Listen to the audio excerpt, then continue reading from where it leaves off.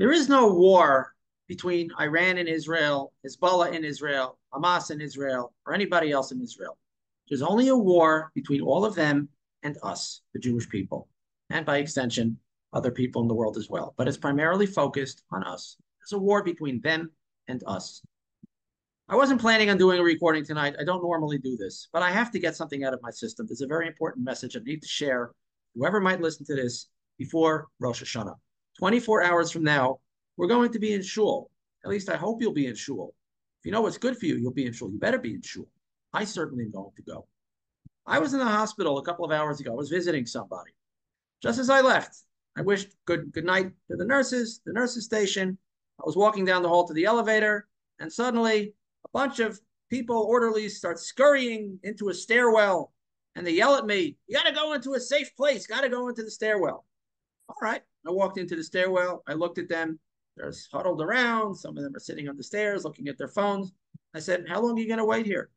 So the one who seemed to be in charge of the group said, "Well, you can leave if you want." And that's exactly what I did. I left. I left the hospital, walked to the street, waited for a bus, and I see the light show in the sky. Down the block, the street was dark and deserted. It was early evening. Should not have been deserted. There should have been a lot of people there. There was a guy in a big Breslov yarmulke on the corner screaming at the sky. I had no idea what he was doing, but he was screaming at the sky. Sirens going off. Finally, there was sirens stopped temporarily. He came towards me and said I was screaming at it to explode, and it exploded. All right. He went on his way, and then suddenly there was another Iron Dome firework in the sky. I looked up, he pointed, I looked up, he started screaming at it. Pitzotz, explode, explode. And eventually it disappeared from view, as it always does, and he went on his merry way. See, at least he wasn't afraid. Finally, a bus came. I get on the bus goes a few inches, suddenly sirens all over the place. The bus stops, the driver gets out of the bus, runs and hides somewhere. Everybody gets off the bus. Few people were on it, mostly what you would call ultra-Orthodox Jews with the shirt, the black hat, the kapotas and everything. They go running, diving in behind cars, looking for shelter. I go off the bus. I look at the sky. I watch the fireworks show, like a bunch of flaming sperm, as somebody referred to it. That's exactly what it looks like. You hear a boom, another boom, another boom. Finally, we get back on the bus. It travels a little bit more. Another siren. The scene repeats itself a few times. I get tired. I'm yelling at the people. I'm like, "What are you doing?" I'm explaining to them that the Iron Dome is a bluff. There's no rockets coming from Iran or Hezbollah. It's all about fear. It's all about trying to make you afraid. Okay, you shouldn't be running away. Where do you think you're running anyway? I sit on the bus. Okay, again, this happens again. Traveling through Givat Shaul, a very religious neighborhood in Jerusalem. Another siren. All the buses stop. It's a busy street. They all run off. I'm sitting in a nice, well-lit, air-conditioned bus. I take out a sefer and I start to learn. Not, by the way, out of fear that the merit of the learning should protect me, although I'm sure it does. But it wasn't that because I wasn't afraid. It was just because I didn't want to waste my time. What else was I supposed to do? So I sat on the bus and I did some learning. And then I hear some rapping on the window. The bus driver is yelling at me that it's forbidden for them to allow people to stay on the bus when the siren's going. So, look, I don't want the guy to get in trouble. So I get off the bus, and there's 3 bus drivers standing around. The whole row of buses stopped on the road, and I start explaining to them. I think they were Arabs. Explaining to them, there's nothing to be afraid of. It's all fake. Everything you see is fake. They said, "What? There's no missiles?" I said, "Sure, somebody's firing something, but it's Israel firing missiles at its own people to try to frighten them. It's all about fear. It's all a bluff. It's all a pyrotechnic show. It's nothing to be afraid of." And I start giving Musar, doing kiruv to the religious people on the bus. One of them spoke English. I'm stuttering my way through the Hebrew as best as I can, explaining to them as best as I can. You really think these Erev Rav are trying to protect you?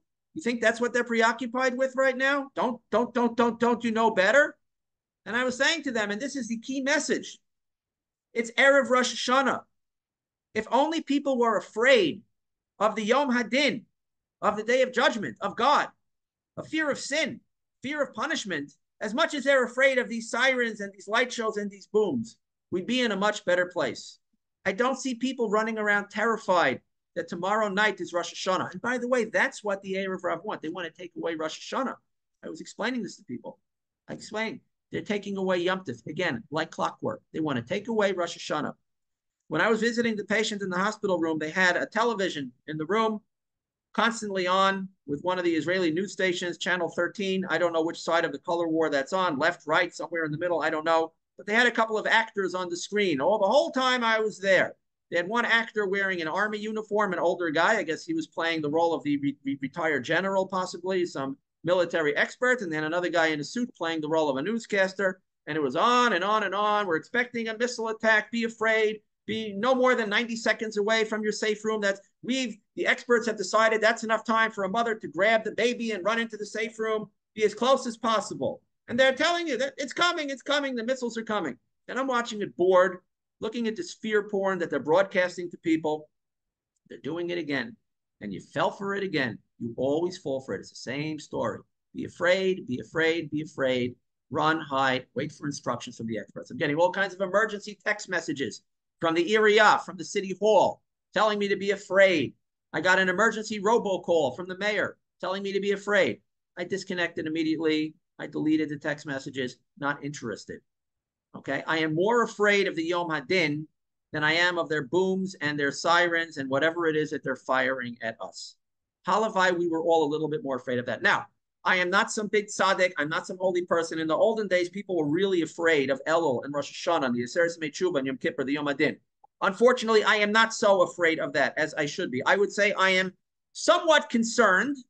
I'm certainly concerned, but I am more afraid of that, of Rosh Hashanah, than I am of what the government, the Erev Rav, is doing. I have zero fear of that. So at least I can say with true pride that I am more afraid of the Yom Hadin than I am of this little light show that they put on. And I stood and I watched the Iron Dome rockets flying into nothingness, exploding upon themselves. Finally, I got on an intercity bus. I had to travel to a different city tonight. Bus was practically empty. No traffic on the highway, by the way. So thank you very much to all of you who are afraid. But some interesting experiences I saw. I went through a tunnel on the highway. There were two lanes. The left lane, thank God the bus chose to use that lane, was zipping along. The right lane, there was a row of cars stopped, parked on the highway in the tunnel with their blinkers on, and people standing outside in their cars, I guess assuming the tunnel was a safe place to be. I don't know how long they will be there. And along the way, there were many cars pulled over to the shoulder with their blinkers on and the drivers waiting outside so they could, duck under their car if necessary, waiting for some expert to tell them it's safe to start moving again, I suppose. I don't know how long they'll be there, but thank you to all of them. There was very little traffic, and I was able to get to where I needed to be and then to make this recording. Ladies and gentlemen, please, you've got to wake up already. It's Erev Rosh Hashanah. It's the Yom Hadin. Why are we not afraid of this? You're afraid every time the Erev Rav bastards sound the siren. You're all terrified. You're scurrying, running into your not-so-safe rooms, your stairwells, looking for shelter, looking to hide from the Malach HaMaves as if you can. How do you know you're not running towards him? Running away, looking for safety, waiting for instructions. Are you afraid of the Yom Hadin? Are you afraid of sin? Are you afraid of punishment? Are you afraid of Hashem? Are you afraid to be afraid of all those, of all the nonsense and not to be afraid of the Yom Hadin? If you're afraid of the sirens and the booms, and you're not afraid that it's Erev Rosh Hashanah, I'm sorry to say you're going to have to give an accounting for that to Hashem tomorrow. He's not going to be so pleased. He's going to say, why are you afraid every time the Erev Rav put on a little show and try to scare you? First it was with COVID, and now it's with this. Why are you not afraid of the Yom Hadin?